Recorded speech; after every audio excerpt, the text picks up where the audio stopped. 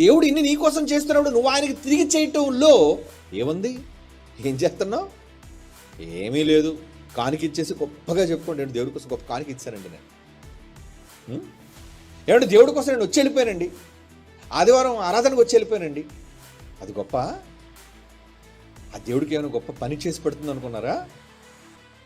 ఊరకనే మీరు వచ్చి వెళ్ళడం ఏ ప్రయోజనం లేదండి. దేవుని కోసం మీ జీవితంలో ఏదైనా చేయటం వలన ప్రయోజనం. ఆయన గొప్ప కోసం మీరు చేసే ప్రయత్నం ఏమనుందా?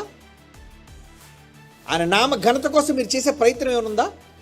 మీ కష్టం ఏమైనా ఉందా అందులో? మీ తండ్రిని గొప్పగా ఈ ప్రపంచంలో చూపించటంలో, బైబిల్ గొప్పదని సమాజంలో చెప్పటంలో, నువ్వు నమ్మిన గ్రంథం ఉన్నతమైనదని సమాజంలో ప్రకటించటంలో నువ్వేనుందా? ఎప్పుడో చేశానండి, 10 ఏళ్ల క్రితం అంటే సరిపోదు. ఎప్పుడు దేవునికి ఎల్లప్పుడూ అన్నింటినీ చేస్తున్నప్పుడు నువ్వు దేవుని కోసం కొన్ని చేసి చేతులు గడిగేసుకుంటావు, దులిపేసుకుంటావు, అయిపోయిందని.